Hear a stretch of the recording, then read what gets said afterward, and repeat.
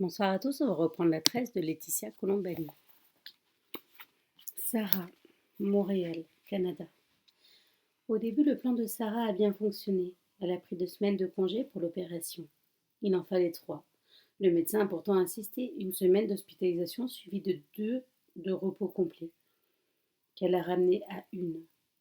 Elle ne peut décemment prendre plus sans éveiller les soupçons au cabinet. Cela fait 2 ans qu'elle n'est pas partie en vacances. Les enfants ne sont même pas en congé à cette période. Qui prendrait 3 semaines au beau milieu du mois de novembre, alors que les audiences tombent comme la neige sur la ville?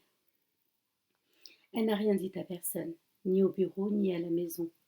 À ses enfants, elle a expliqué qu'elle devait subir une intervention, sans gravité, a-t-elle ajouté, pour ne pas les inquiéter.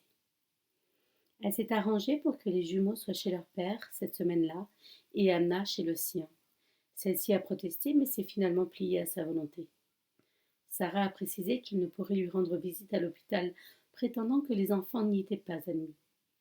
Un tout petit mensonge, s'est-elle dit, pour adoucir le pincement au cœur qu'elle a ressenti. Elle veut les préserver de cet endroit, cet enfer blanc aux odeurs âcres, plus que le reste. Ce sont les odeurs qui indisposent à l'hôpital, ce mélange de désinfectant et de javel qui lui noue l'estomac. Elle ne veut pas que ses petits la voient ainsi, vulnérable, affaiblie. Anna en particulier est si sensible. Elle vibre comme une feuille au moindre souffle d'air. Sarah a décelé ça très tôt chez elle, cette propension à l'empathie. Elle entre en résonance avec la souffrance du monde qu'elle prend à son compte et fait sienne. C'est comme un don, un 6e sens. Enfant, elle se mettait à pleurer lorsqu'elle voyait un autre se blesser, être grondé. Elle pleurait devant les reportages à la télévision, devant les dessins animés. Sarah s'inquiète parfois. Que fera-t-elle de cela? Cette sensibilité exacerbée qui l'expose aux plus grandes joies comme aux plus grands tourments. Elle voudrait tant lui dire: protège-toi, blinde-toi. Le monde est dur, la vie est cruelle. Ne te laisse pas toucher, pas abîmer. Sois comme eux, égoïste, insensible, imperturbable. Sois comme moi. Elle sait néanmoins que sa fille est une âme vibrante qu'il faudra compenser avec ça. Alors non, elle ne peut pas lui dire. À 12 ans, Anna comprendrait trop ce que le mot cancer implique. Elle devinerait surtout que la bataille n'est pas gagnée d'avance. Sarah ne veut pas lui faire porter ce poids, cette angoisse, qui vont de pair avec la maladie. Bien sûr, elle ne pourra pas mentir éternellement. Ses enfants finiront par poser des questions. Il faudra alors parler, leur expliquer. Le plus tard sera le mieux, pense Sarah. C'est peut-être reculer pour mieux sauter. Qu'importe. C'est sa façon à elle de gérer. À son père et son frère non plus, elle ne dit rien. Il y a 20 ans, sa mère est décédée de la même maladie. Elle ne veut pas leur imposer à nouveau ce parcours du combattant, ces montagnes russes émotionnelles, espoir, désespoir, rémission, récidive. Elle sait trop bien ce que ces mots signifient. Elle va se battre seule et en silence. Elle se croit assez forte pour ça. Au cabinet, personne n'a rien remarqué. Inès l'a juste trouvée fatiguée. Vous êtes pâle, a-t-elle dit, lorsque Sarah est rentrée de congé. Par chance, on est en hiver. Les corps sont cachés, recouverts de chemises, de pulls, de manteaux. Sarah prend soin de ne pas porter de décolleté, se maquille un peu plus qu'avant, et le tour est joué. Elle a mis au point un ingénieux système de codes dans son agenda. Il y a un sigle pour les séances à l'hôpital, RDVH. Un autre pour les examens, prélèvements et radio, qu'elle place toujours entre midi et 2, déjeuner R. Et ainsi de suite. Ses collaborateurs vont finir par croire qu'elle a un amant.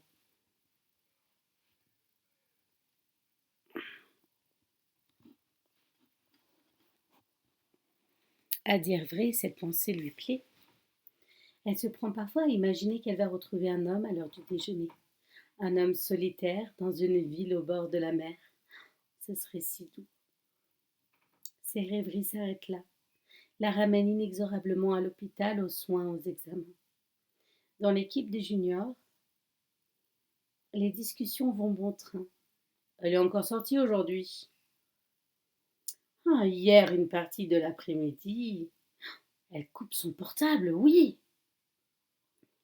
Sarah Cohen aurait donc une vie en dehors de ce cabinet? Qui est celui qu'elle retrouve à midi, le matin, parfois l'après-midi? Est-ce un collègue? Un associé? Inès penche pour un homme marié, un autre émet l'idée que c'est une femme. Pourquoi tant de précautions sinon? Imperturbable, Sarah continue ses allées et venues. Son plan semble fonctionner, en tout cas pour l'instant. C'est un détail qui va la perdre. Comme souvent dans les histoires de crime, un détail confond le meurtrier. La mère d'Inès est malade. Sarah aurait dû le savoir.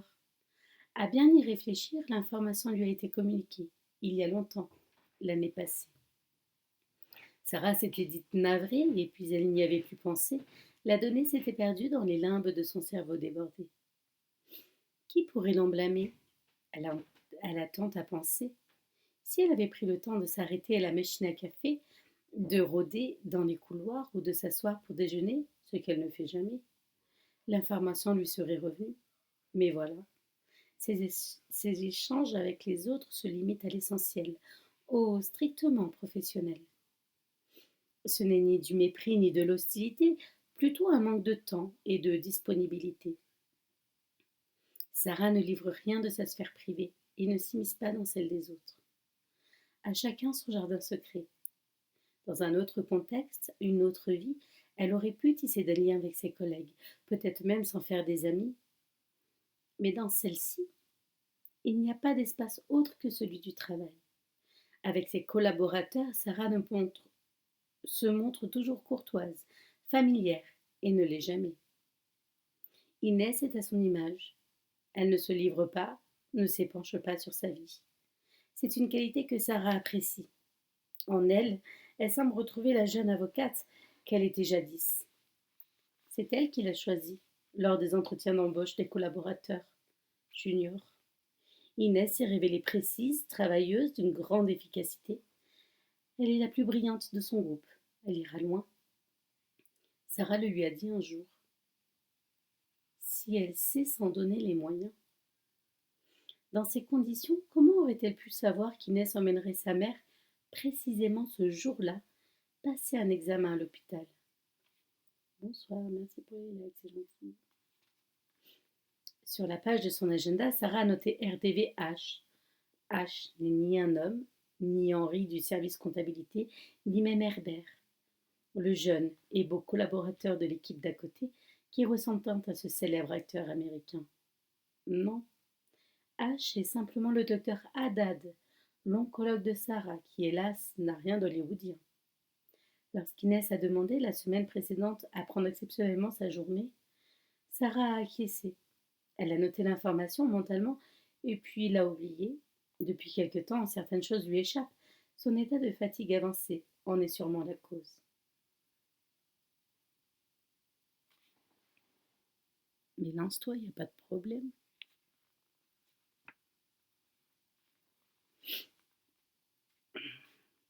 Dans un instant, elles vont se croiser dans la salle d'attente du service d'oncologie de l'hôpital universitaire.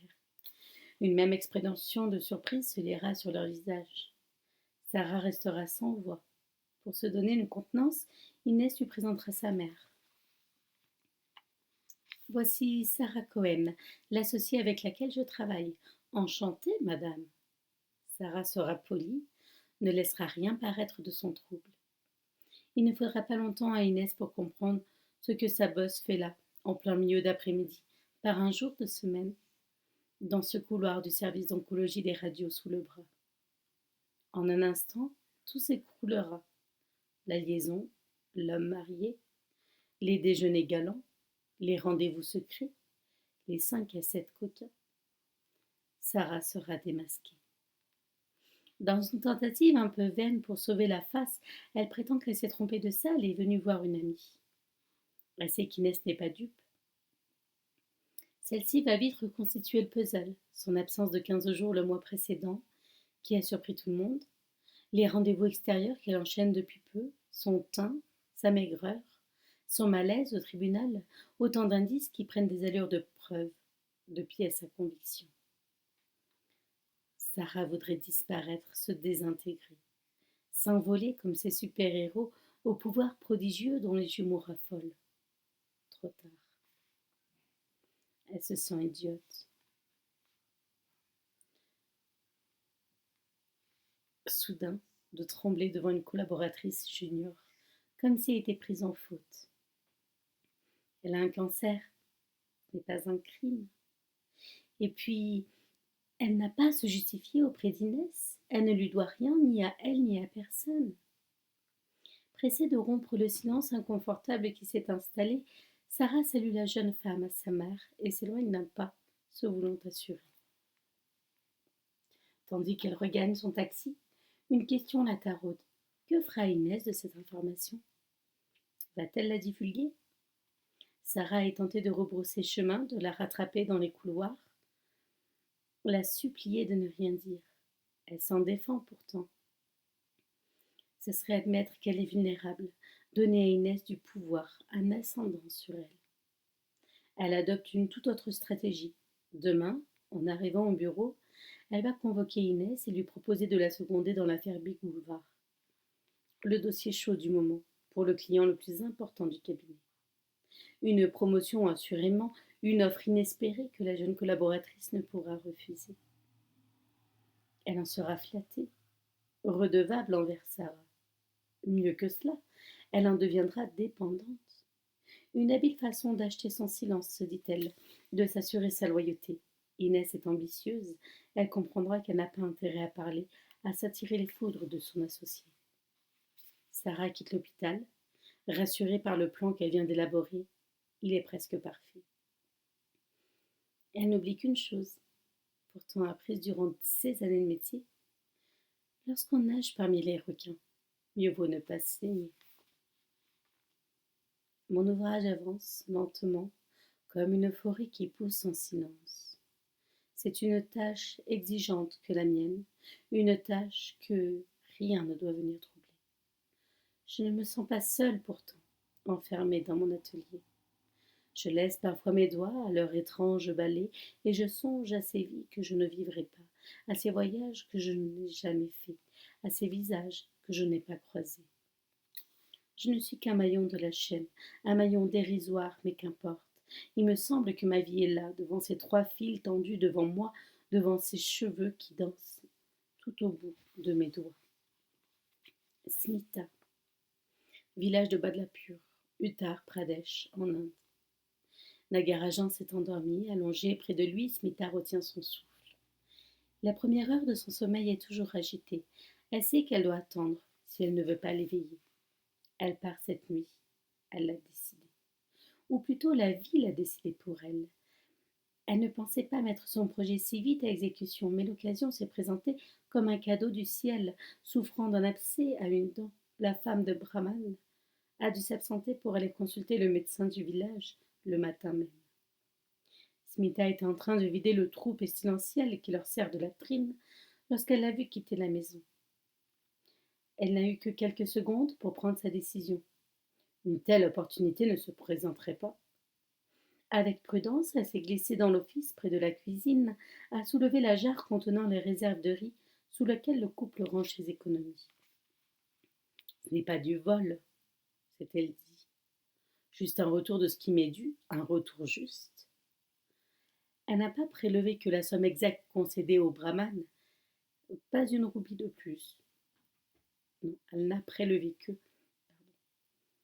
la somme exacte concédée au brahman, pas une roupie de plus.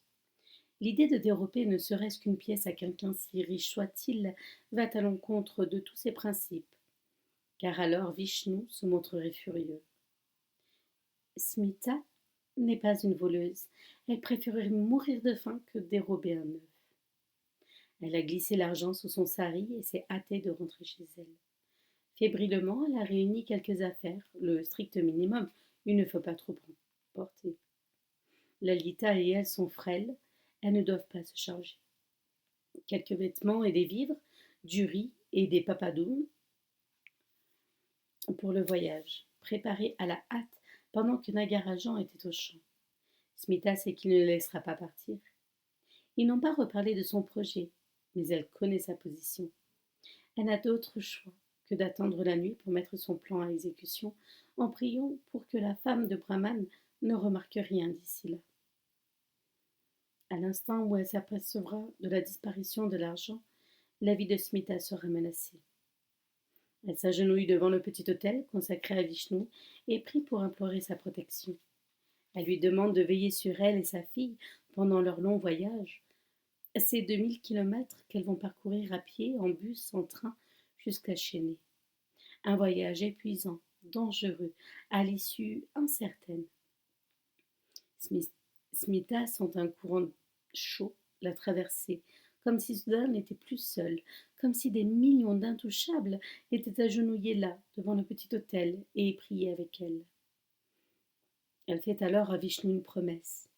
Si elle réussit à s'échapper, si la femme du brahman ne remarque rien, si les jattes ne les rattrapent pas, si elle arrive jusqu'à Varanasi, si elle monte dans un train, si enfin elles parviennent dans le sud, là-bas, en vie, alors elles iront lui rendre hommage au temple de Tirupati. Smita a entendu parler de ce lieu mythique sur la montagne de Tirumala, à moins de 200 kilomètres de Chennai, comme du plus grand lieu de pèlerinage au monde. On dit qu'ils sont des millions chaque année à venir faire des offrandes à Sri Venkateswara, le seigneur de la montagne, une forme très vénérée de Vishnu. Son Dieu, ce Dieu protecteur, ne les abandonnera pas. Elle le sait. Elle saisit la petite image cornée devant laquelle elle prie, une représentation colorée du Dieu à 4 bras, et la glisse contre elle, sous son sari. Ainsi, accompagnée, elle ne risque plus rien. Soudain, c'est comme si un manteau invisible descendait sur ses épaules et l'enveloppait pour la protéger du danger. Ainsi drapée, Smita est invincible. Le village est maintenant plongé dans l'obscurité. Le souffle de Nagarajan est devenu régulier. Ses narines laissent échapper un léger ronflement. Ce n'est pas un borborime agressif, plutôt un ronronnement doux, semblable à celui d'un bébé tigre lové contre le ventre de sa mère. Smita sent son cœur se serrer. Elle a aimé cet homme, s'est habituée à sa présence rassurante auprès d'elle. Elle lui en veut de son manque de courage, de ce fatalisme amer dont il a recouvert leur vie. Elle aurait tant voulu partir avec lui. Elle a cessé de l'aimer à l'instant où il a refusé de se battre. L'amour est volatile, se dit-elle. Il s'en va comme il vient, parfois d'un coup d'aile. Alors qu'elle repousse la couverture, elle est prise de vertige. N'est-il pas insensé d'entreprendre ce voyage? Si seulement elle n'était pas si révoltée, si indocile, si seulement ce papillon ne battait pas dans son ventre, elle pourrait alors renoncer, accepter son sort, comme Nagarajan et leur frère Dalit, se recoucher et attendre l'aube, dans une torpeur sans rêve, comme on attend la mort. Mais elle ne peut plus reculer. Elle a pris l'argent sous la jarre du brahman, impossible de revenir en arrière. Il faut se lancer à corps perdu dans ce voyage qui l'amènera loin, ou peut-être nulle part. Ce n'est pas la mort qui l'effraie, ni même la souffrance. Pour elle-même, elle ne craint rien ou si peu. Pour Lalita, en revanche, elle redoute tout. Ma fille est forte, se répète-t-elle, pour se rassurer. Elle l'a su dès le jour de sa naissance, alors que l'accoucheur du village examinait, après la délivrance, l'enfant l'avait mordu. Il s'en était amusé. La petite bouche sans dents n'avait laissé qu'une trace infime sur sa main. Elle aurait du caractère, avait-il dit néanmoins. Cette petite Dalit de 6 ans, à peine plus haute qu'un tabouret, a dit non au brahman.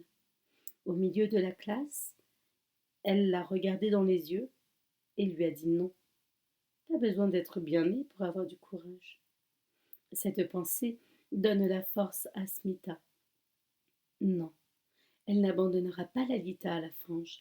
Elle ne la livrera pas à ce dharma maudit. Elle s'approche de sa fille endormie.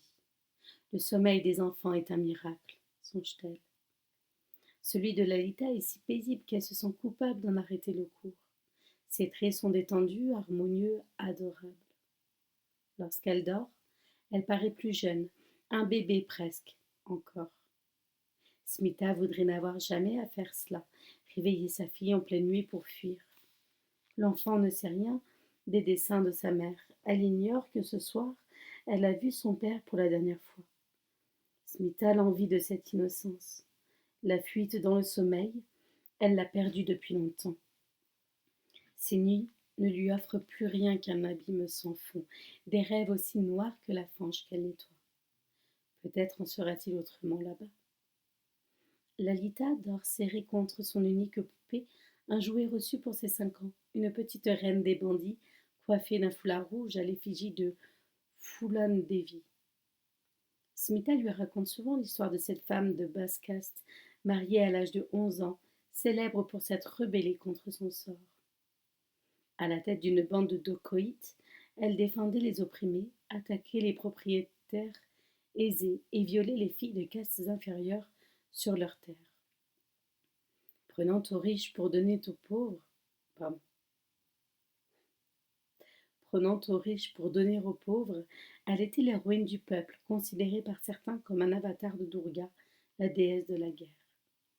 Accusée de 48 crimes, elle fut arrêtée, emprisonnée, puis libérée et élue députée au Parlement, avant d'être assassinée en pleine rue par 3 hommes masqués. Cette poupée, Lalita l'adore, comme toutes les petites filles ici. On la trouve un peu partout, sur les marchés. Lalita, réveille-toi, viens. L'enfant sort d'un rêve qui n'appartient qu'à elle. Elle jette à sa mère un regard embué de sommeil. Ne fais pas de bruit, habille-toi vite. Smita l'aide à se préparer. La fillette se laisse faire en la fixant d'un air inquiet. Que lui prend-il en pleine nuit? C'est une surprise, souffle Smita. Elle n'a pas le courage de lui dire qu'elles partent et ne reviendront pas. C'est un billet sans retour, un aller simple pour une vie meilleure. Plus jamais l'enfer du petit village de Badlabur. Smita se l'est promis. Lalita ne comprendrait pas. Elle pleurerait sans doute, résisterait peut-être. Smita ne peut pas prendre le risque d'anéantir son projet. Alors elle ment. Ce n'est qu'un tout petit mensonge, se dit-elle, pour s'en consoler. Un simple enjolivement de la réalité. Avant de partir, elle jette un dernier regard à Nagarajan. Son tigre est paisiblement endormi. Près de lui, à sa place laissée vide, elle a posé un morceau de papier. Ce n'est pas une lettre. Elle ne sait pas écrire. Elle a simplement recopié l'adresse de ses cousins à Chenay. Leur départ donnera peut-être à Nagarajan le courage que lui manquait aujourd'hui. Peut-être trouvera-t-il la force de les rejoindre là-bas. Qui sait? Après un dernier regard à la cahute, à cette vie qu'elle quitte sans regret, ou si peu, Smita prend la main glacée de sa fille et s'élance dans la campagne obscure. Julia, Palerme, Sicile. Julia s'attendait à tout sauf à ça. Le contenu du tiroir est là, étalé devant elle, dans le bureau du papa. Les lettres d'huissier, des injonctions de payer, des courriers recommandés à n'en plus finir. La vérité la frappe comme une gifle. Elle tient en un mot. Faillite. L'atelier croule sous les dettes. La maison Lamfredi est ruinée. Le père n'en a jamais rien dit. À personne il ne se confie. À bien y repenser, il y a une seule fois, laissé entendre au détour d'une conversation que la tradition de la cascatura se perdait. Pris dans les affres de la vie moderne, les Siciliens ne gardaient plus leurs cheveux, avait-il dit. C'était un fait, on ne gardait plus rien aujourd'hui. Ce qui était usé, on le jetait et on rachetait du neuf. Julia se souvient de cette discussion lors d'un repas de famille autour d'une grande tablée. Bientôt, avait-il confié, la matière première viendra à manquer. Dans les années... Bonsoir, merci pour c'est gentil.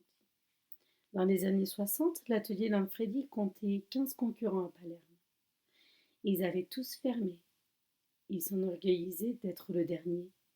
Julia savait que l'atelier connaissait des difficultés, mais était loin d'imaginer sa faillite proche. Dans son esprit, ce n'était même pas une éventualité. Il faut pourtant se rendre à l'évidence. D'après les comptes, il reste un mois de travail. Tout au plus. Sans cheveux, les ouvrières vont se retrouver au chômage technique. L'atelier ne pourra plus les payer. Il faudra déposer le bilan et fermer. Cette pensée anéantit Julia. Depuis des décennies, sa famille entière vit des revenus de l'atelier. Elle songe à sa mère, trop âgée pour travailler, à Adela, encore au lycée. Sa sœur aînée, Francesca, est femme au foyer.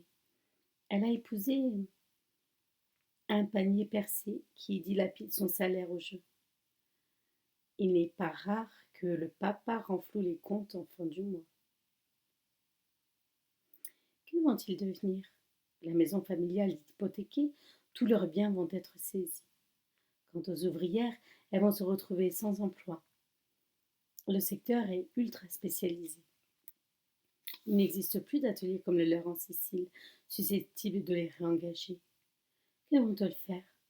Ces femmes qui sont ses sœurs, avec qui elle a tant partagé. Elle songe alors au papa, là-bas, à l'hôpital, dans le coma. Soudain, elle se fige. Une terrible image lui traverse l'esprit. Son père sur la Vespa, ce matin-là, partant dans sa tournée, son père acculé, désespéré, roulant vite, de plus en plus vite. Oh, merci pour le suivi, c'est trop gentil. Merci pour le commentaire, c'est gentil. Sur la route escarpée, elle chasse cette maudite pensée. Non, il n'aurait pas fait ça. Il ne les aurait pas laissés, sa femme, ses filles, ses employés, ruinés et abandonnés. Pietro Lanfredi a un sens élevé de l'honneur. Il n'est pas du genre à se défiler devant le malheur. Giulia sait pourtant que sa fierté, sa réussite, la quintessence de sa vie, c'est ce petit atelier de Palerme que son père tenait avant lui, et que son grand-père a fondé. Aurait-il supporté de voir ses ouvrières licenciées, son entreprise liquidée, le travail de sa vie parti en fumée? Il est cruel, le doute qui s'insinue en elle à cet instant, comme la gangrène sur un membre blessé. Le bateau est en train de couler, se dit Giulia. Tous sont à bord, elle-même, la mamma, ses sœurs, leurs employés. C'est le Costa Concordia. Le capitaine est parti. La noyade est assurée. Il n'y a pas de canot, pas de bouée, rien à quoi se raccrocher. Le bavardage de ses collègues dans la salle principale l'attire de ses pensées. Comme tous les matins. Merci, c'est gentil. Bonne soirée. Elles sont en train de s'installer en parlant de tout et de rien. Un instant, Julia envie leur légèreté. Elles ne savent pas encore ce qui les attend. Elle referme le tiroir comme on referme un cercueil lentement et donne un tour de clé. Elle n'a pas le cœur à leur parler aujourd'hui, pas plus qu'à leur mentir. Elle ne peut pas se mettre au travail à leur côté comme si de rien n'était. Alors, elle monte se réfugier là-haut sur le toit, dans le laboratorio. Elle s'assoit face à la mer comme le faisait son père. Il pouvait passer des heures ainsi à la contempler. Il disait qu'elle était un spectacle dont il ne se lasserait jamais. Julia est seule à présent, et la mère se moque bien de son chagrin. À midi, elle rejoint Kamal dans la grotte où ils ont l'habitude de se retrouver. Elle ne parle pas de ses tourments.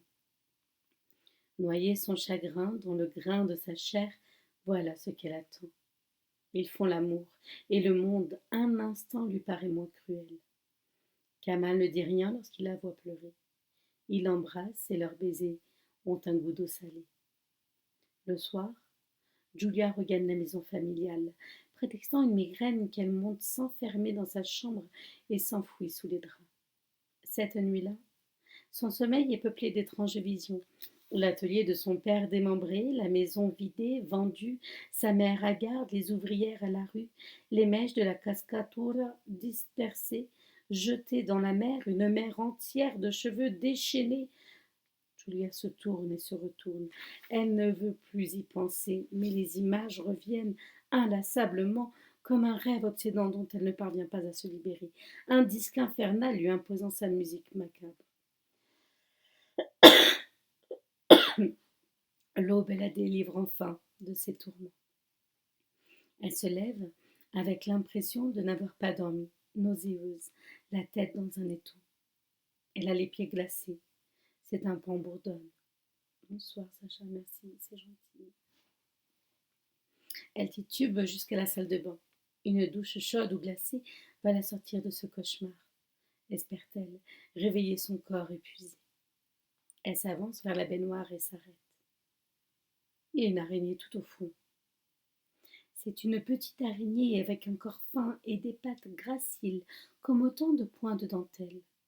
Elle a dû remonter le long des canalisations et s'est retrouvée là, piégée dans la fonte émaillée, cette immensité blanche qui n'offre pas d'issue. Dans les premiers temps, elle a dû lutter, tenter de remonter les parois glacées, mais ses pattes fines ont glissé, l'ont ramenée au fond du bac. Elle a fini par comprendre que la lutte était vaine et attend maintenant son sort immobile, une autre issue. Laquelle? Alors Julia se met à pleurer. Ce n'est pas tant la vue de l'arachnide noire sur l'émail blanc qui la bouleverse. Elle a pourtant ce genre de bête en horreur. Elle provoque chez elle une répulsion immédiate, une panique incontrôlée. Mais plutôt la certitude qu'elle est, comme elle, prisonnière d'un piège dont elle ne sortira pas, dont personne ne viendra la délivrer.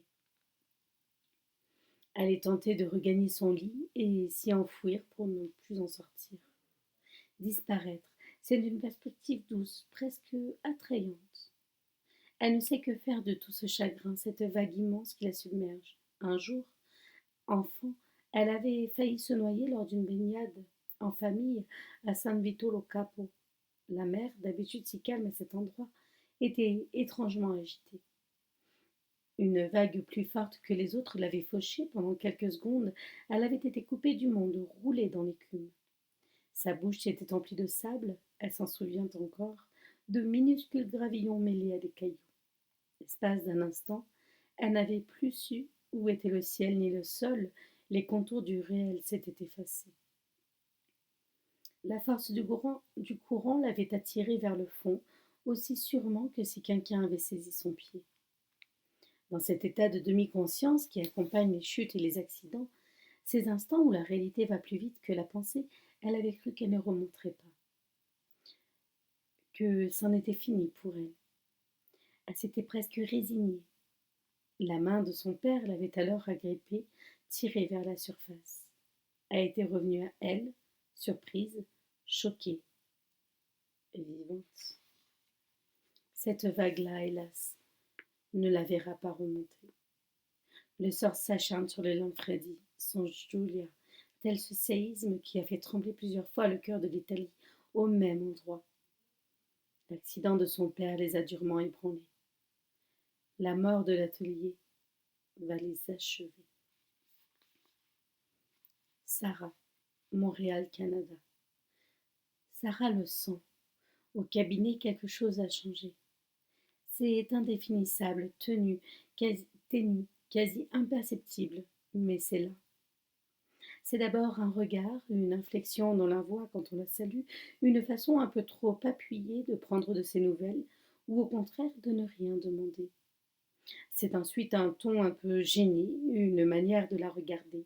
Certains ont le sourire forcé, d'autres sont fuyants. Aucun n'est naturel. Au début, Sarah se demande quelle mouche les a piqués.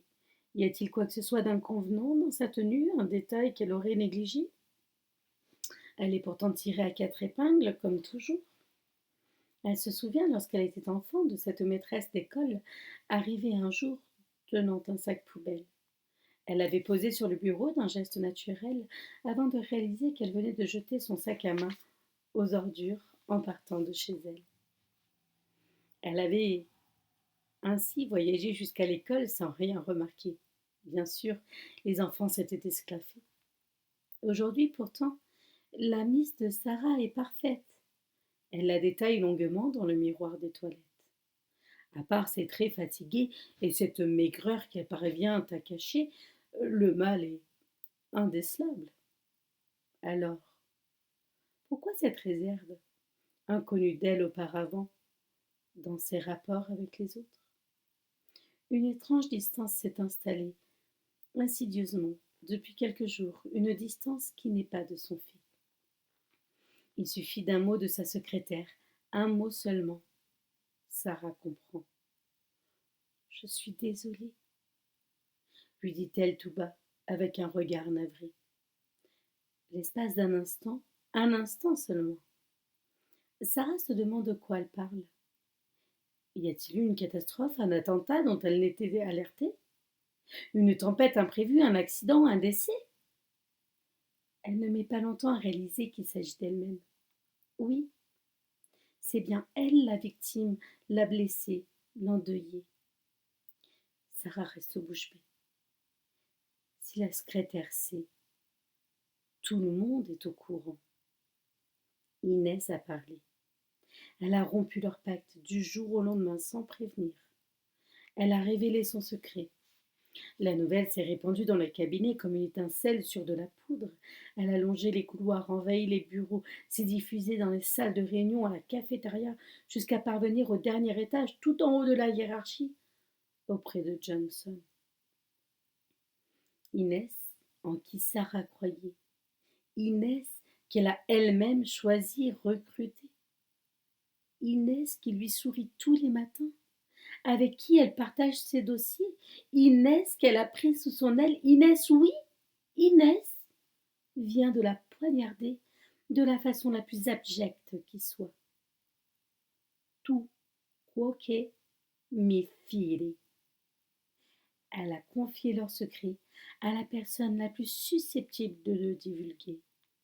Gary Kirst, le plus jaloux, le plus ambitieux, le plus misogyne des associés, qui voue à Sarah une haine farouche depuis son arrivée. Elle a agi dans l'intérêt du cabinet, se défendra la traîtresse, d'un air faussement navré, avant d'ajouter « Je suis désolée ».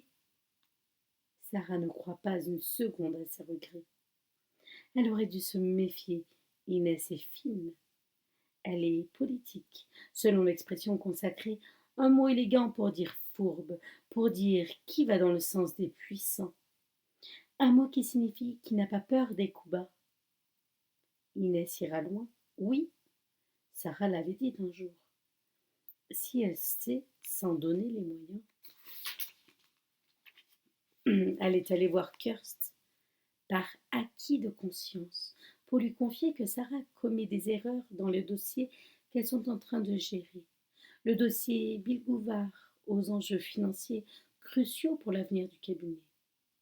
Ces faux pas ne sont en rien condamnables, bien sûr, au vu de son état. Des faux pas? Sarah n'en a jamais fait. Certes, depuis le début du traitement, elle a plus de mal à se concentrer. Son attention est moins soutenue. Elle oublie parfois des détails, un nom, un terme dans une conversation, mais en aucun cas cela n'affecte la qualité de son travail. Elle ne manque pas un rendez-vous, pas une réunion. Intérieurement, elle se sent diminuée, mais redouble d'efforts pour n'en rien montrer. Des faux pas, des erreurs. Elle n'en a pas commis. Inès le sait. Alors pourquoi? Pourquoi donc la trahir? Sarah le comprend trop tard, et cette pensée la glace. Inès veut sa place. Son statut d'associé. Les possibilités de promotion sont minces au cabinet. On ne laisse pas facilement les juniors monter en grade. Un associé affaibli, c'est une porte qui s'ouvre, une occasion à ne pas manquer. Kirst y trouve le même intérêt. Il a toujours jalousé la relation de confiance qui lie Sarah à Johnson. Elle est sans doute la prochaine managing partner qu'il va nommer, à moins que quelque chose vienne freiner son ascension. Il s'y verrait bien, Gary Kirst, dans ce fauteuil tout en haut de la hiérarchie. Une maladie au long cours, une maladie vicieuse, pernicieuse, qui vous attaque, vous affaiblit, une maladie susceptible de partir et de revenir, c'est l'arme idéale pour abattre un ennemi. Kurt n'aura même pas de sang sur les mains. Le crime est parfait. Comme aux échecs, un pion tombe et tout s'avance d'une case. Ce pion-là, c'est Sarah. Il aura suffi un mot seulement dans une oreille mal avisée. Le mal est fait. C'est maintenant officiel. Tout le monde le sait. Sarah Cohen est malade. Malade, autant dire vulnérable, fragile, susceptible de laisser tomber un dossier, de ne pas se donner à fond sur une affaire, de prendre un congé longue durée. Malade, autant dire pas fiable, sur qui on ne peut pas compter. Pire, qui peut vous claquer dans les doigts dans un mois, un an, qui sait. Sarah l'entend, un jour dans un couloir, cette phrase terrible à peine chuchotée. Oui, qui sait? Malade, c'est pire qu'enceinte. Au moins, on sait quand une grossesse finit. Un cancer, c'est pervers, ça peut récidiver. C'est là, comme une épée Damoclès au-dessus de votre tête, un nuage noir qui vous suit partout. Sarah le sait. Un avocat se doit d'être brillant, performant, offensif. Il doit rassurer, convaincre, séduire.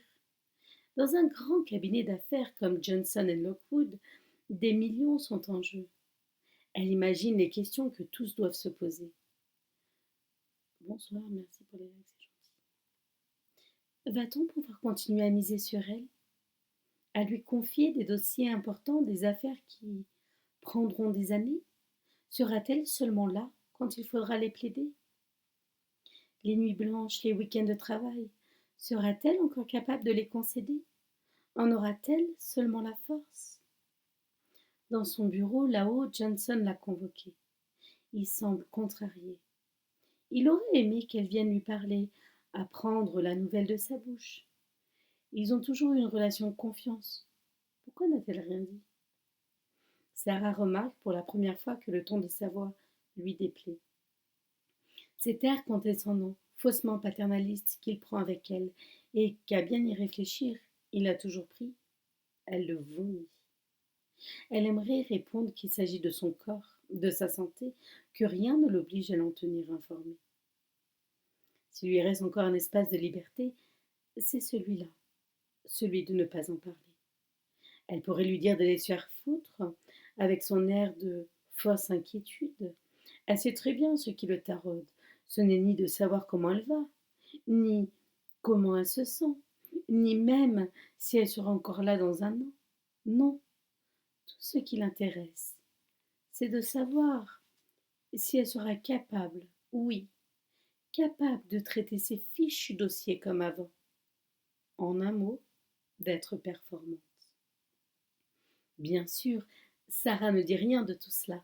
Elle garde la tête froide avec aplomb, elle tente de rassurer Johnson. Non, elle ne va pas prendre de congé longue durée. Elle ne va pas même s'absenter. Elle sera là, malade peut-être, mais là, elle assumera ses fonctions et suivra ses dossiers. En s'écoutant parler, elle a soudain l'impression d'être à la barre d'un tribunal, lors d'un étrange procès qui vient de débuter, le sien. Comme devant un juge, elle cherche des arguments pour étayer sa défense. Mais quoi? Est-elle capable? Est-elle coupable de quelque chose? A-t-elle commis une faute? De quoi doit-elle se justifier? En regagnant son bureau, elle tente de se convaincre que rien ne va changer. C'est peine perdue. Au fond d'elle-même, elle sait que Johnson a commencé à instruire son procès. L'ennemi, songe-t-elle, alors, n'est peut-être pas celui qu'elle croyait. Smita, Uttar Pradesh, en Inde. Smita fuit la petite main de Lalita dans la sienne à travers la campagne endormie. Elle n'a pas le temps de parler, d'expliquer si sa fille que ce moment, elle s'en souviendra toute sa vie comme de celui où elle a choisi, infléchi la ligne de leur destin. Elle court sans bruit pour ne pas être vue ni entendue des Jades. Lorsqu'ils se réveilleront, elles seront loin déjà, espère Smita. Il ne faut pas perdre une seconde. Dépêche-toi! Elles doivent rejoindre la grande route. Smita y a dissimulé son vélo dans un buisson près du fossé, ainsi qu'un maigre ballotin contenant des vivres. Elle prie pour que personne ne les dérobait. Elles auront plusieurs kilomètres à parcourir avant de rejoindre la National Highway 56, où elles prendront un bus pour Varanasi, l'un de ces fameux cars gouvernementaux verts et blancs dans lesquels on peut monter pour quelques roupies. Le confort y est sommaire, la sécurité est précaire, la nuit les chauffeurs y sont shootés au bang, mais le prix des tickets défie toute concurrence. Moins d'une centaine de kilomètres les séparent de la ville sacrée. De là, il faudra trouver la gare et prendre un train pour Chennai. L'aube pointe ses premiers rayons. Déjà, sur la grande route, les camions se pressent dans un vacarme effrayant. Lalita tremble comme une feuille. Smita sent qu'elle a peur. La petite fille ne s'est jamais aventurée si loin du village. Au-delà de cette route, c'est l'inconnu, le monde, le danger. Smita dégage les branches qui recouvrent son vélo. Il est toujours là. Mais le ballotin qu'elle avait préparé gît déchiqueté un peu plus loin dans le fossé. Un chien ou des rats affamés s'en sont emparés. Il n'en reste rien, ou si peu. Il va falloir continuer le ventre vide. Il n'y a pas d'autre choix. Smita n'a pas le temps de trouver à manger maintenant. La femme du brahman, bientôt, soulèvera la jarre de riz avant de partir au marché. La soupçonnera-t-elle aussitôt? Alertera-t-elle son mari? Se lanceront-ils à sa recherche? Nagarajan a dû déjà constater leur absence. Non, elles n'ont pas le temps de trouver à manger. Il faut avancer. La bouteille d'eau est intacte. Elles auront au moins ça en guise de petit déjeuner. Smita installe Lalita sur le porte-bagages et enfourche son vélo. La fillette passe les bras autour de ses hanches et s'accroche à elle comme un gecko apeuré, ces lézards verts qui abondent dans les habitations et qu'affectionnent les enfants. Pardon. Smita ne veut pas lui montrer qu'elle tremble. Les tata-trucks, nombreux sur la route pourtant étroite, les doublent dans un fracas assourdissant. Il n'existe aucune règle ici. Le plus gros a la priorité. Smita frémit, se cramponne au guidon pour ne pas tomber. Une chute serait assurément terrible. Encore quelques efforts et elles rejoindront la NH56 qui relie Lucknow à Varanasi. Elles sont maintenant assises au bord de la route. Smita passe un linge sur son visage et celui de sa fille. Elles sont recouvertes de poussière. 2 heures qu'elles attendent le car. Passera-t-il seulement aujourd'hui? Ici, les horaires sont fluctuants, voire hypothétiques. Lorsque le véhicule paraît enfin, une foule nombreuse se presse vers ses portes. Le bus est déjà loin. Il est ardu d'y monter. Certains préfèrent grimper sur le toit et voyageront à ciel ouvert, cramponnés aux barres latérales. Smita agrippe la main de Lalita, parvient tant bien que mal à la hisser dans l'habitacle. Elle trouve une demi-place pour elles deux, tout au fond, sur la banquette arrière. Cela suffit. Elle tente maintenant de se frayer un chemin en sens inverse, pour récupérer son vélo qu'elle a abandonné dehors. L'entreprise est périlleuse. Des dizaines de passagers se pressent dans l'allée, certains n'ont pas la place de s'asseoir, d'autres s'invectivent méchamment. Oh, bonsoir, merci. Une femme a emporté des poules, ce qui provoque la colère d'un des voisins. Lalita se met à crier en pointant le vélo à travers la vitre. Un homme est monté dessus et s'éloigne à grande pédalée. Smita pâlit. S'élancer après lui, c'est risquer de voir le car partir sans elle. Le conducteur vient de mettre le contact, les moteurs frombissent déjà. Elle doit se résoudre à regagner sa place, la mort dans l'âme, en regardant disparaître le morceau de ferraille usé qu'elle avait acheté jadis et comptait revendre pour manger. Le car se met en branle. Lalita colle son visage à la vitre arrière pour ne rien manquer du voyage. Elle s'anime soudain. « Papa !» Smita sursaute et se retourne. Nagarajan est apparu sur la route. Il s'est mis à courir en direction du car. Qui vient de démarrer. Smita sans ses forces l'abandonner. Son mari court vers elle, le visage empreint d'une expression indéfinissable, du regret, du désarroi, de la tendresse, de la colère. Il est vite distancié par le bus qui prend de la vitesse. Lalita se met à pleurer, tape contre la vitre, se retourne vers sa mère pour implorer son aide. Maman, dis-leur d'arrêter! Stopper le car est impossible, Smita le sait. Elle ne pourrait pas se frayer un chemin jusqu'au conducteur, et quand elle y parviendrait, celui-ci refuserait de ralentir et s'arrêter, ou leur demanderait de descendre. De cela, elle ne peut pas prendre le risque. La silhouette de Nagar agent rapetisse. Bientôt, il ne sera plus qu'un point dérisoire derrière elle. Pourtant, il s'acharne et continue sa course vaine. Lalita sanglote. Son père finit par disparaître de leur champ de vision. Pour toujours, peut-être. L'enfant enfouit son visage dans le cou de sa mère. Ne pleure pas. Il nous rejoindra là-bas. La voix de Smita se veut rassurante, comme si elle voulait elle-même se convaincre de cette hypothèse. Rien n'est moins sûr pourtant. Elle se demande alors ce à quoi il faudra encore renoncer avant d'arriver au bout du voyage. En consolant sa fille, en larmes, elle touche l'image de Vishnu sous son sari. Tout ira bien, se dit-elle, pour se rassurer. Leur route est jalonnée d'épreuves, mais Vishnu est là, tout près. Lalita s'est endormie, les larmes ont séché sur son visage, y traçant des sillons blanchâtres. Smita regarde le paysage défiler à travers la vitre sale. Au bord de la route, des cahutes de fortune, des champs, une station-service, une école, des carcasses de camions, des chaises sous un arbre centenaire, un marché improvisé, des vendeurs assis par terre, un loueur de mobylettes, dernier cri, un lac, des entrepôts, un temple en ruine, des panneaux publicitaires, des femmes en sari portant des paniers sur la tête, un tracteur.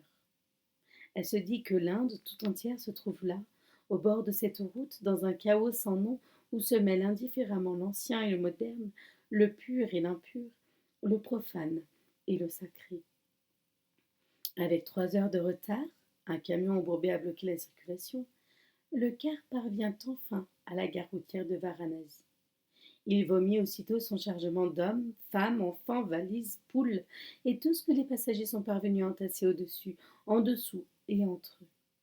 On distingue même une chèvre qu'un homme descend du toit sous les yeux ébahis de Lalita, qui se demande comment la bique était arrivée là. Sitôt débarqués, Smita et sa fille sont happés par l'énergie de la ville. Partout, des bus, des voitures, des rickshaws, des camions remplis de pèlerins se pressent en direction du Gange et du Temple d'Or. Varanasi est l'une des plus anciennes villes du monde.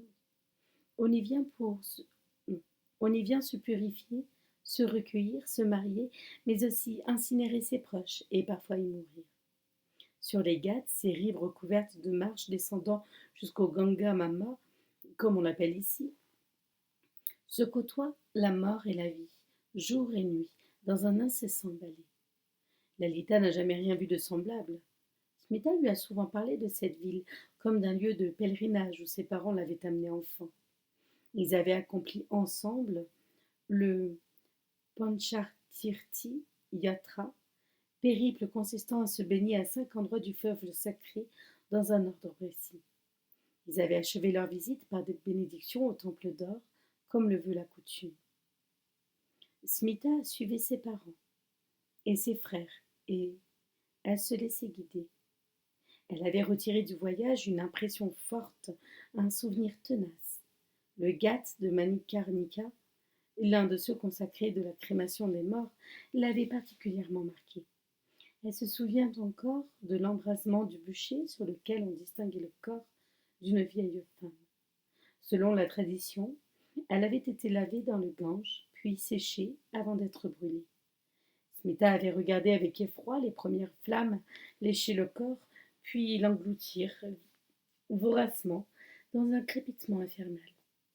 Étrangement, les proches de la défunte ne semblaient pas tristes. Ils paraissaient presque se réjouir du moksha de leur aïeul, sa libération. Certains parlaient, d'autres jouaient aux cartes, d'autres même riaient. Des Dalits, vêtus de blanc, travaillaient là en continu, jour et nuit. Les crémations, tâches impures s'il en est, leur étaient naturellement réservées. Ils devaient aussi approvisionner les tonnes de bois nécessaires aux bûchers qu'ils acheminaient en barque jusqu'aux Ghats. Smita se souvient des montagnes de bûches immenses qui attendaient leur tour sur les flancs de quai. À quelques mètres de là, des vaches buvaient l'eau du fleuve, indifférentes aux scènes qui se jouaient sur ses rives. Un peu plus loin, des hommes, des femmes et des enfants se livraient aux ablutions rituelles, la tradition étant de se plonger dans le Gange de la tête aux pieds pour s'y purifier. D'autres célébraient des cérémonies de mariage, enjouées et colorées, en entonnant des chants religieux ou profanes. Certains y faisaient leur vaisselle ou même la lessive. Par endroits, l'eau était noire. On y trouvait aussi bien des fleurs flottant à sa surface, des lampes à huile, offrandes des pèlerins, que des carcasses des bêtes en décomposition, voire des ossements humains. Après la crémation, les cendres étaient rituellement dispersées dans le fleuve, mais de nombreuses familles, n'ayant pas les moyens de s'offrir une incinération complète, y jetaient les corps de leurs morts à demi calcinés, voire entiers. Aujourd'hui, personne ne conduit Smita. Elle n'a nulle main rassurante à laquelle s'accrocher, si ce n'est celle de sa fille qui la suit. Elles sont seules au milieu de la foule anonyme des pèlerins, à chercher leur chemin. La gare ferroviaire se trouve au centre de la ville, loin de l'endroit où le car les a déposées. Dans les rues, Lalita contemple émerveillée les devantures des magasins proposant des objets tous plus insolites les uns que les autres. Ici, un aspirateur, là un presse-agrumes, là-bas encore une salle de bain, un lavabo, un modèle de toilette. Lalita n'en a jamais vu. Smita soupire. Elle voudrait avancer plus vite, mais la curiosité de l'enfant les ralentit. Elle croise une procession d'écoliers en uniforme bleu se tenant par la main. Smita surprend le regard de sa fille, envieuse, qui s'attarde sur eux. Enfin, la gare de Varanasi-Kant paraît. Sur son parvis se déploie une foule fervente. C'est l'une des gares les plus fréquentées du pays. À l'intérieur du hall, une marée humaine se presse en direction des guichets. Partout, des hommes, des femmes, des enfants, debout, assis ou couchés, patientent des heures, parfois des jours durant. Smita tente de se frayer un chemin en échappant aux rabatteurs. Profitant du désarroi ou de l'innocence des touristes, il leur extorque quelques roupies, en échange de conseils mal avisés. Smita prend sa place dans l'une des 4 files d'attente. Elles comprennent chacune au moins 100 personnes. Il va falloir être patiente. Lalita montre des signes de fatigue. Elles ont voyagé toute la journée, le ventre vide, pour faire à peine 100 kilomètres. Le plus dur les attend encore. Smita le sait. La nuit est tombée lorsqu'elle parvient enfin au guichet. L'employé des chemins de fer affiche un air surpris quand elle demande 2 billets pour Cheney, le jour même. Les billets se réservent plusieurs jours à l'avance, répond-il. À la dernière minute, les trains sont toujours complets. N'a-t-elle pas effectué des réservations? Smita, sans ses forces, l'abandonnait à l'idée de passer la nuit ici, dans la ville sacrée où elle ne connaît personne. Les pièces dérobées aux brahmanes suffiront à peine à payer leurs billets de 3e classe, ainsi que de quoi manger. Impossible de s'offrir une pension ou même un dortoir. Smita insiste. Elles doivent partir maintenant au plus vite. Elle n'hésite pas à rajouter quelques pièces mises de côté pour leur repas. L'employé la dévisage d'un air hésitant, maugrait quelque chose entre ses dents jaunies. Il disparaît, revient avec 2 tickets de sleeper class, la classe la moins chère dans le train du lendemain. Il ne peut pas faire mieux. Par la suite, Smita apprendra que ces tickets sont vendus à tous ceux qui le souhaitent. Il n'existe pas de restriction sur le nombre de voyageurs par wagon dans cette classe qui est, de fait, constamment surpeuplée. L'employé a joué de sa crédulité pour lui soutirer quelques roupies. Elle le comprendra trop tard. Lalita, épuisée, s'est endormie dans ses bras. Lourdement, Smita se ferait un chemin à la recherche d'un endroit où s'asseoir. Partout, sur les quais, dans la gare, des gens s'apprêtent à passer la nuit. Ils s'installent, s'allongent, s'endorment, pour les plus chanceux. Smita s'assoit dans un coin à même le sol, non loin d'une femme vêtue de blanc, entourée de deux jeunes enfants. Lalita vient de se réveiller. Elle a faim. Smita sort la bouteille d'eau, dont il ne reste qu'un fond. Elle n'a rien d'autre pour ce soir. La fillette se met à pleurer. Non loin, la femme en blanc est en train de donner des biscuits secs à ses enfants. Elle contemple Smita, la petite fille en larmes dans ses bras. Elle s'approche et leur propose de partager son repas. Smita lève les yeux vers elle, surprise. Elle n'a pas l'habitude qu'on lui vienne en aide. Elle ne s'est jamais livrée à la mendicité. Malgré sa condition, elle a toujours vécu dignement. Pour elle-même, elle aurait sans doute refusé, mais Lalita est si frêle, si menue, elle ne tiendra pas le voyage sans manger. Smita saisit la banane et les biscuits tendus par la femme en blanc et la remercie. Lalita se jette avidement sur la nourriture. Auprès d'un vendeur à la sauvette, la femme a acheté du thé au gingembre dont elle propose quelques gorgées à ce que Smita accepte volontiers. Le thé brûlant, au goût piquant poivré, la régénère. La femme, elle s'appelle Lakshmama, engage la conversation. Elle veut savoir où elles se rendent ainsi toutes deux. N'ont-elles pas un mari, un père ou un frère pour les accompagner? Smita répond qu'elles vont à Chennai. Son mari les attend là-bas, monte-t-elle. Lakshmama et ses jeunes fils sont en partance pour Vrindavan, une petite ville au sud de Delhi, connue comme la ville des veuves blanches. Elle confie avoir perdu son mari il y a quelques mois, décédé de la grippe. Après sa mort, elle a été rejetée par sa belle famille, chez qui elle vivait. Avec amertume, Lakshmama évoque le sort funeste des veuves ici. Maudites, elles sont considérées comme coupables de n'avoir su retenir l'âme de leur défunt mari. Elles sont parfois même accusées d'avoir provoqué par sorcellerie la maladie ou la mort de leur époux. Elles n'ont le droit de toucher aucune assurance s'ils décèdent d'un accident, aucune pension s'il est tué à la guerre. Leur simple vue porte malheur, croiser ne serait-ce que leur ombre est un mauvais présage. Elles sont interdites dans les mariages et les fêtes, contraintes de se cacher, de porter le blanc du deuil, de faire pénitence. Elles sont souvent jetées à la rue par leur propre famille. Lakshmama évoque avec effroi la cruelle tradition du sati, qui les condamnait jadis à s'immoler sur le bûcher funéraire de leur mari. Celle qui s'y refusait était excommuniée, battue ou humiliée, parfois poussée de force dans les flammes par leur belle famille, ou même leurs propres enfants, qui trouvaient ainsi le moyen d'échapper au partage de l'héritage. Avant d'être mises à la rue, les veuves sont condamnées à ôter leurs bijoux et à se raser le crâne afin de ne plus exercer une quelconque attraction envers les hommes. Il leur est interdit de se remarier, quel que soit leur âge. Dans les provinces où les filles sont mariées jeunes, certaines fillettes sont veuves à l'âge de 5 ans et de fait condamnées à une vie de mendicité.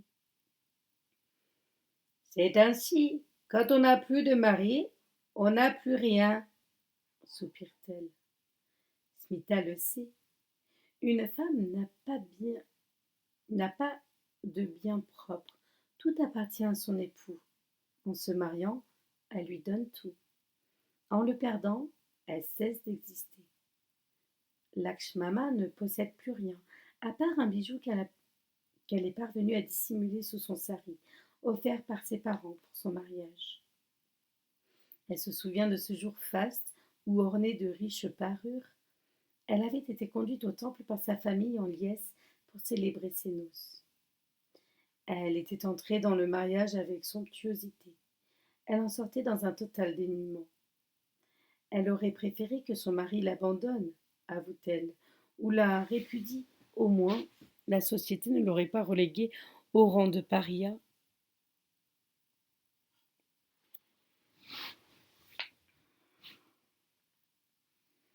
Peut-être ses proches auraient-ils montré quelque compassion, là où il ne lui témoignait que mépris et hostilité. Elle aurait préféré naître sous la forme d'une vache. Ainsi, elle aurait été respectée. Smita n'ose lui dire qu'elle a fait le choix de quitter son époux, d'abandonner son village et tout ce qu'elle connaissait. À cet instant, en écoutant Lakshmama, elle se demande si elle n'a pas commis une terrible erreur. La jeune veuve avoue avoir voulu se tuer, mais a finalement renoncé à cette perspective, redoutant que sa belle famille n'assassine ses fils pour garder l'héritage, ce qui arrive parfois. Elle a préféré choisir l'exil à Vrindavan avec eux. On dit qu'elles sont des milliers à trouver refuge là-bas, dans des ashrams caritatifs, les maisons de veuves ou encore dans la rue. En échange d'un bol de riz ou de soupe, elles chantent dans les temples de prière à Krishna, gagnant ainsi de quoi assurer leur maigre subsistance. Un seul repas par jour, elles n'ont pas droit à plus. Smita a écouté la veuve sans l'interrompre. Celle-ci est à peine plus âgée qu'elle. Lorsqu'elle lui demande son âge, Lakshmama répond qu'elle l'ignore. Elle pense néanmoins n'avoir pas plus de 30 ans. Ses traits sont encore jeunes, se dit Smita. Ses yeux sont vifs, mais il se dégage d'eux une infinie tristesse, qu'on dirait millénaire. L'heure est venue pour Lakshmama d'aller prendre son train. Smita la remercie pour le repas, promet d'adresser pour elle et ses enfants des prières Vishnu. Elle la regarde s'éloigner vers le quai, son plus jeune fils dans les bras, tenant l'autre par la main, un maigre sac pour tout bagage. Tandis que sa silhouette s'évanouit dans la foule des passagers en partance. Smita touche l'image de Vishnu sous son sari, priant pour qu'il l'accompagne et la protège dans son voyage et sa vie d'exil. Elle pense à ces millions de veuves qui partagent sa condition. Abandonnées et diminuées, oubliées dans ce pays qui n'aime pas beaucoup les femmes, qui décidément n'aime pas beaucoup les femmes, et se sent soudain reconnaissante d'être elle, Smita, née Dalit, certes, mais entière, debout, promise à une vie meilleure. Peut-être, j'aurais préféré ne pas naître, lui a confié Lakshmama avant de disparaître. Giulia, Palerme, Sicile. Lorsque Giulia a annoncé à sa mère et ses sœurs que l'atelier était ruiné, Francesca s'est mise à pleurer. Adela n'a rien dit. Elle manifeste envers toute chose cette indifférence propre aux adolescents, comme si elle n'était pas concernée.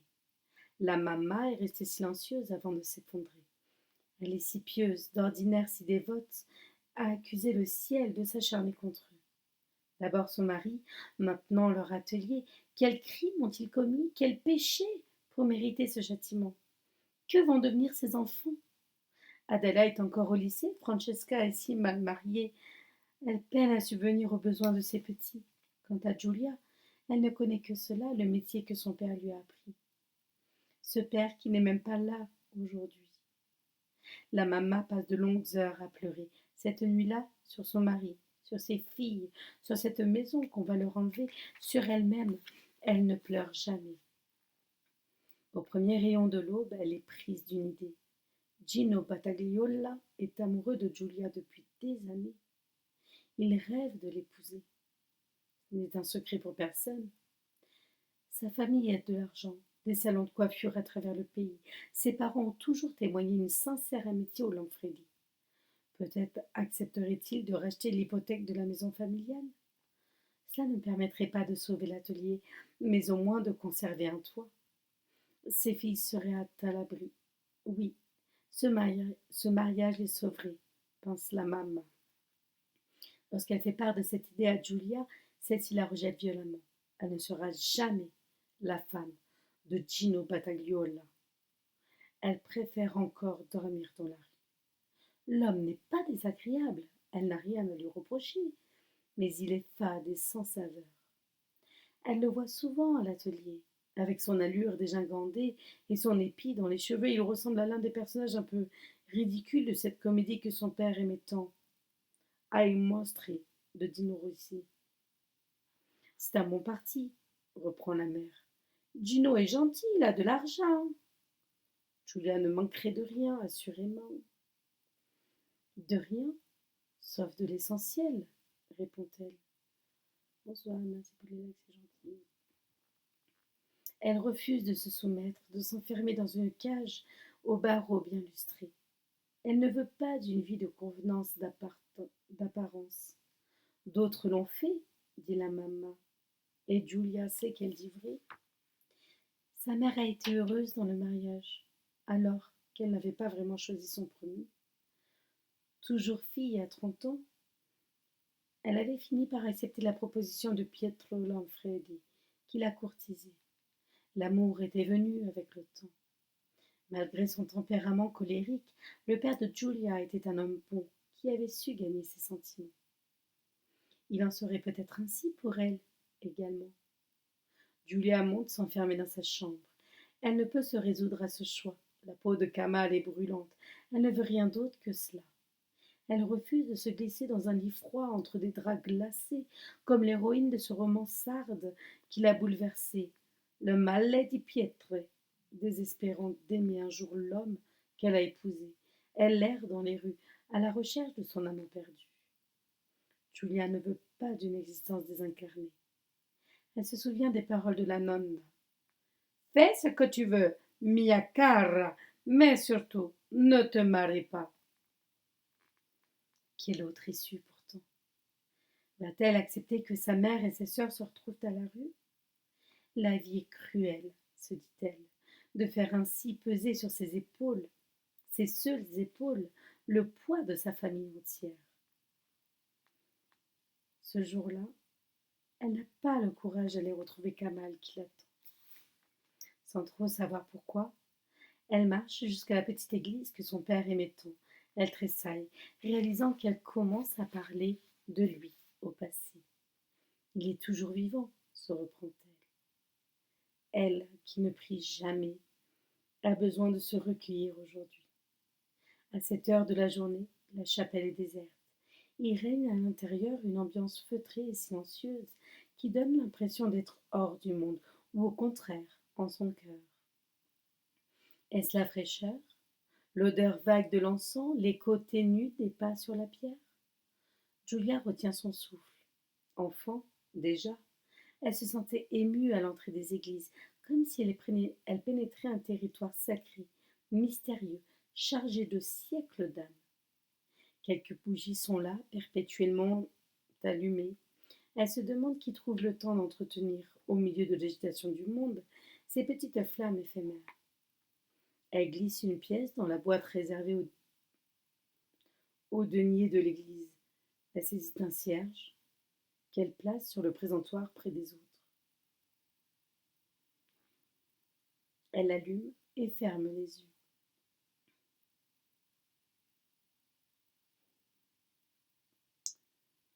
À voix basse, elle se met à prier. Elle demande au ciel de lui rendre son père, de lui donner la force d'accepter cette vie qu'elle n'a pas choisie. Il est lourd, le tribut à payer, au malheur pour la Lanfredi, se dit-elle. Il faudrait un miracle pour les tirer de là. Mais les miracles dans cette vie n'existent pas. Julia le sait. Ils arrivent dans la Bible ou dans ces histoires qu'elle lisait enfant. Elle a cessé de croire aux contes de fées. L'accident de son père l'a projetée de plein fouet dans l'âge adulte. Elle n'y était pas préparée. Il était si doux de se prélasser dans la fin de l'adolescence, comme dans un bain chaud qu'on ne veut pas quitter. Il est venu, le temps de la maturité, et il est bien cruel. Le rêve est terminé. Ce mariage est la seule solution. Julia a tourné et retourné 100 fois la question dans sa tête. Gino rachètera l'hypothèque qui pèse sur la maison. Si l'atelier est condamné, sa famille au moins sera sauvée. C'est ce que dit sa mère et ce qu'aurait voulu le pape. Cet argument achève de convaincre Julia. Le soir même, elle écrit à Kamal.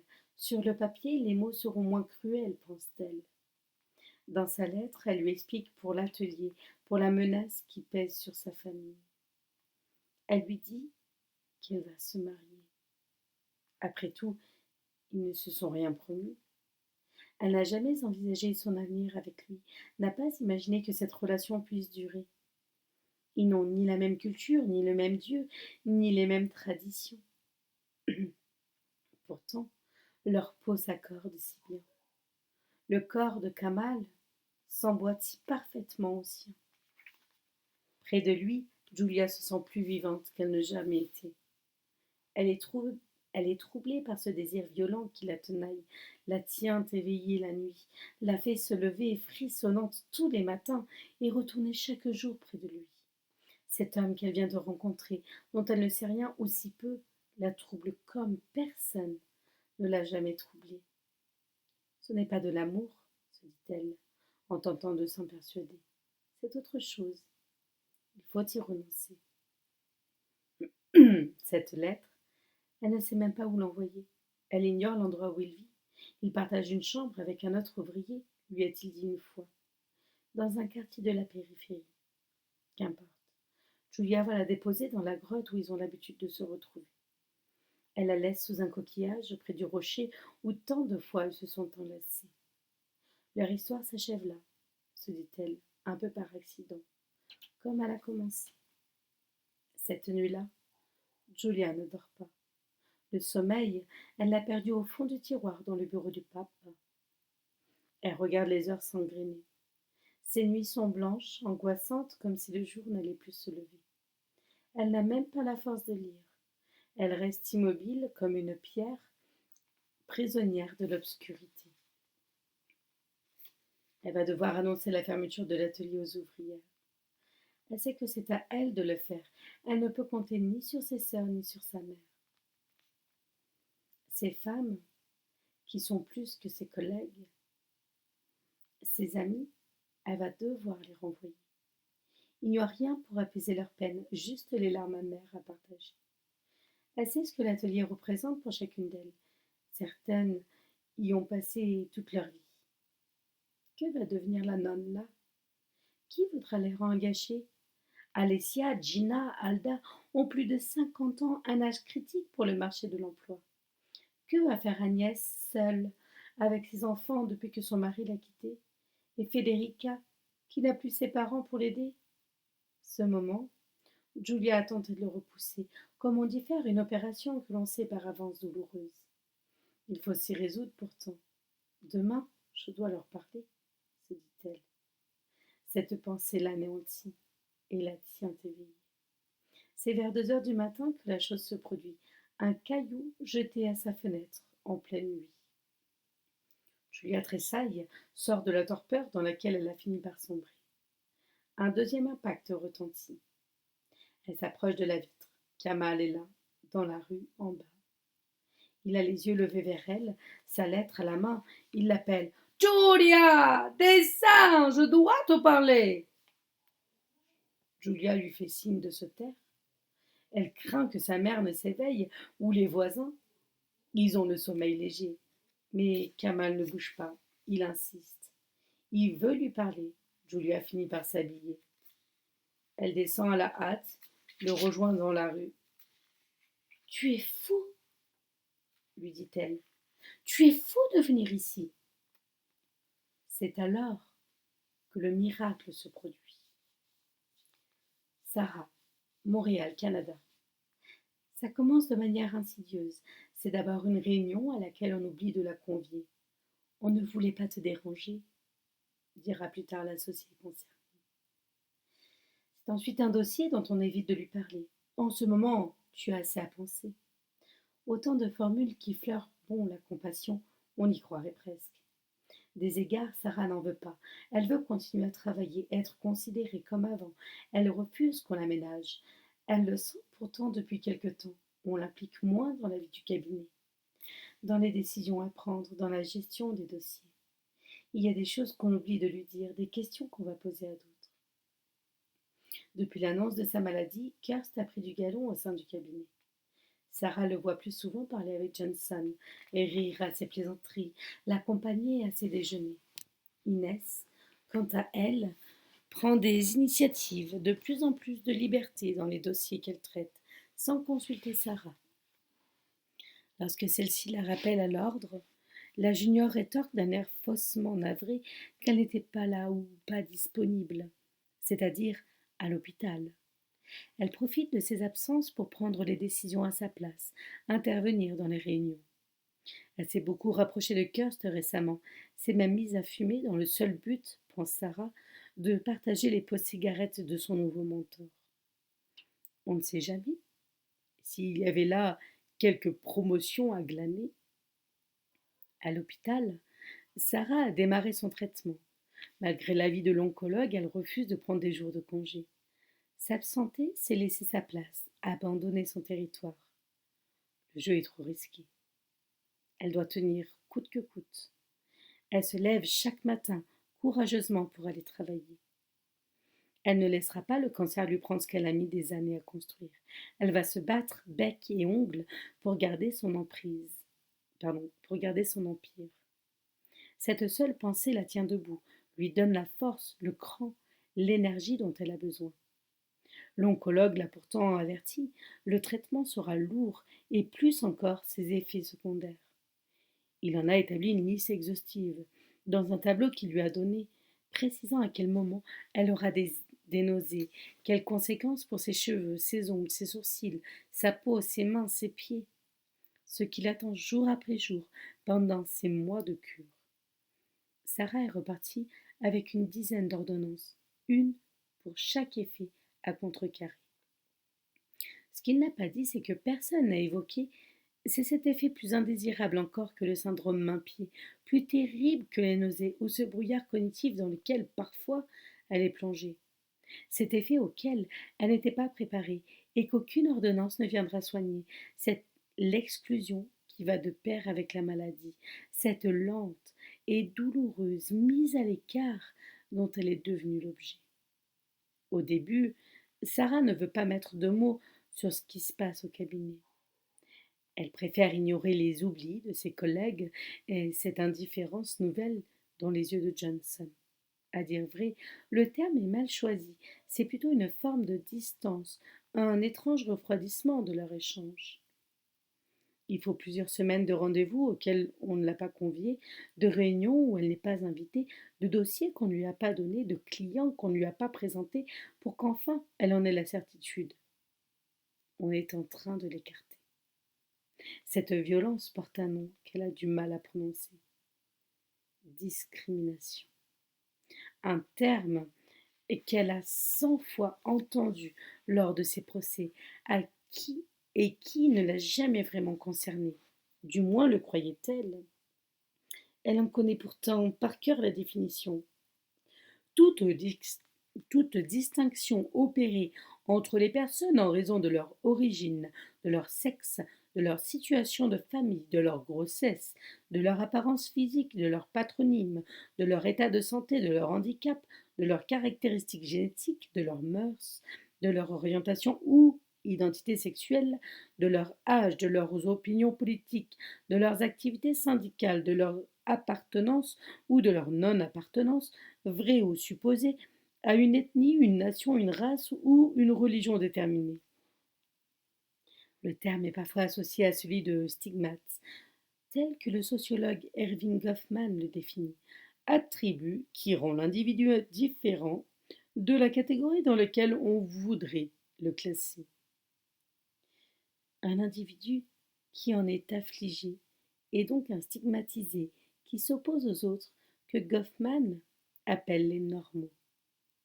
Sarah le sait maintenant, elle est stigmatisée. Dans cette société qui prône la jeunesse et la vitalité, elle comprend que les malades et les faibles n'ont pas leur place.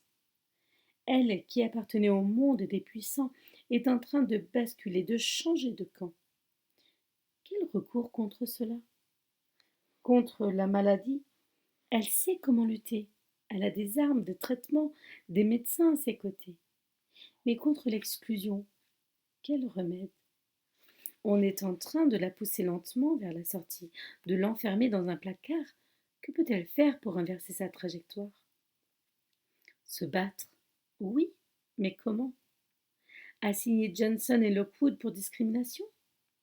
Cela implique de démissionner.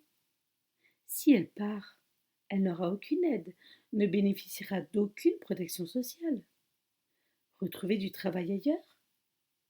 Qui les engagerait, elle et son cancer? Fonder son propre cabinet? Une perspective séduisante, mais qui nécessite des investissements. Les banques ne prêtent qu'à ceux en bonne santé, elle le sait. En outre, quel client la suivrait? Elle ne pourrait rien leur promettre, pas même qu'elle serait là, dans un an pour défendre leurs intérêts.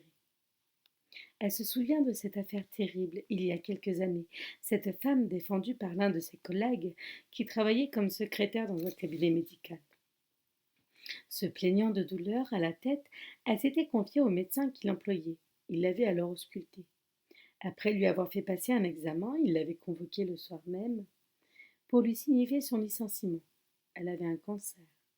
Bien sûr, les raisons alléguées étaient économiques, mais personne n'était dupe. La procédure avait duré 3 ans. Bonsoir, merci pour les likes, c'est gentil. La femme avait fini par gagner. Elle était décédée peu de temps après.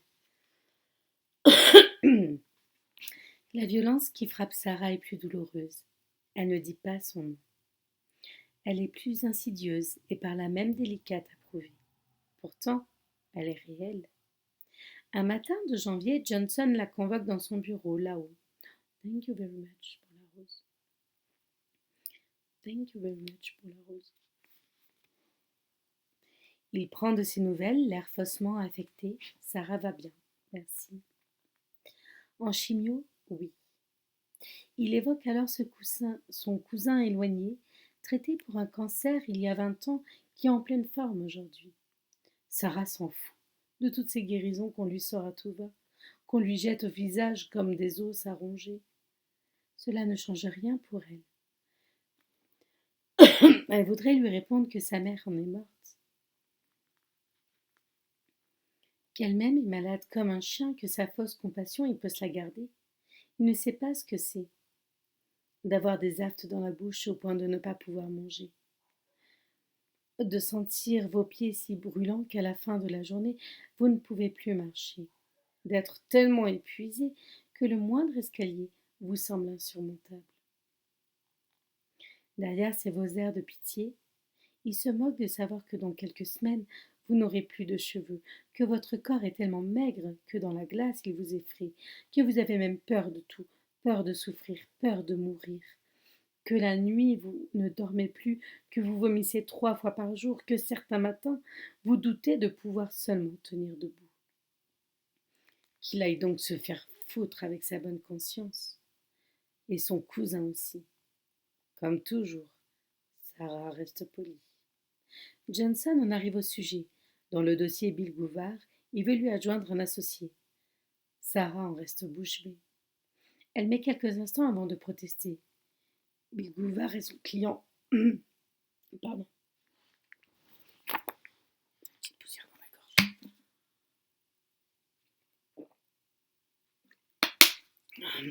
gorge. Bill Gouvard est son client depuis des années. Elle n'a besoin de personne pour gérer ses intérêts. Johnson soupire, évoque alors cette réunion, cette unique réunion où elle est arrivée en retard. Elle s'était levée à l'aube pour aller passer un examen à l'hôpital avant le début de sa journée. L'appareil de l'IRM s'était bloqué. Pas de chance, ça arrive une fois tous les 3 ans, avait dit le technicien d'un air navré. Sarah s'était pressée pour rattraper son retard, était arrivée essoufflée à la réunion qui venait à peine de commencer. Bien sûr, Johnson n'a que faire de tout cela. Les explications de Sarah ne l'intéressent pas. Sa quincaillerie, elle peut la remballer. Inès était là, heureusement. Toujours à l'heure, précise-t-il. Décidément parfaite. Il y a aussi ce malaise que Sarah a fait lors d'une audience, qui aurait dû être reportée, souligne-t-il. Il prend alors cette voix mielleuse cette voix qu'elle exègre entre toutes, pour lui dire qu'il comprend qu'elle ait des obligations médicales, que tout le monde ici souhaite qu'elle se rétablisse au mieux et au plus vite. Johnson est fort pour ça, des phrases toutes faites qui ne veulent rien dire, qui sonnent creux. Ils pensent que Sarah a besoin d'être soutenue. C'est la vocation et l'essence même de ce cabinet, du travail en équipe. Pour l'épaule, pour l'épauler dans ce moment difficile, il va lui adjoindre l'aide de Gary Kirst. Si Sarah n'était pas assise, elle serait tombée. Elle préférerait tout plutôt que ce qui est en train d'arriver. Elle préférerait être renvoyée, mise à pied. Elle préférerait être giflée, insultée. Au moins la chose serait claire. Tout plutôt que cette placardisation, cette mise à mort lente et insupportable. Elle a l'impression d'être un taureau dans l'arène qu'on est en train de sacrifier. Elle sait qu'il est inutile de protester. Aucun des arguments qu'elle pourrait avancer ne changera l'ordre des choses. Son sort est scellé. Johnson en a décidé. Malade, elle ne lui est plus d'aucune utilité. Elle est une valeur sur laquelle il ne veut plus compter. Kirst ne va pas.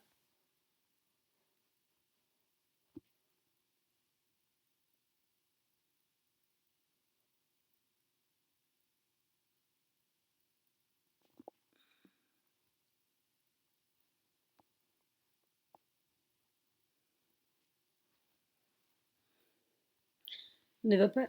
Pardon. Kirst ne va faire qu'une bouchée du dossier Bill Gouvard. Il va lui prendre son plus gros client. Johnson le sait. Ensemble, ils sont en train de la dépecer alors qu'elle est à terre. Sarah voudrait crier au secours, comme dans les jeux de ses enfants, elle voudrait crier au voleur, autant hurler dans le désert. Il n'y aura personne pour l'entendre, personne pour lui venir en aide. Les brigands sont bien habillés. La chose ne se voit pas, elle a même des allures de respectabilité. C'est une violence chic, une violence parfumée, une violence en costume 3 pièces. Il tient sa revanche, Gary Kirst. Avec le dossier Bill Gouvard, il devient l'associé le plus puissant du cabinet, un successeur rêvé pour Johnson.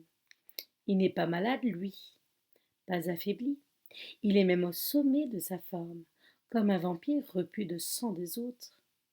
À la fin de l'entretien, Johnson regarde Sarah d'un air désolé et lui lance cette phrase cruelle. Vous avez l'air fatigué. Vous devriez rentrer chez vous, vous reposer. Sarah regagne son bureau, anéantie. Des coups, elle savait qu'elle en prendrait, mais elle ne s'attendait pas à celui-là. Quelques jours plus tard, lorsque la nouvelle tombe, l'information ne la surprend même pas. Kirst est nommé Managing Partner. Il succède à Johnson au poste suprême, à la tête du cabinet. Cette nomination sonne le glas de la carrière de Sarah. Ce jour-là, elle rentre chez elle au milieu d'après-midi.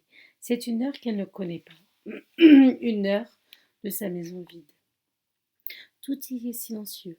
Elle s'assoit sur son lit et se met à pleurer car elle pense à cette femme qu'elle a été hier encore. Une femme forte et volontaire qui avait sa place dans le monde et se dit qu'aujourd'hui, le monde l'a abandonnée.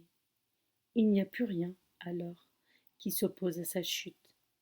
La descente vient de commencer. Je vous remercie à tous pour votre passage. Je vous souhaite une agréable soirée, puis on se retrouve très vite pour la suite. Bisous, bisous.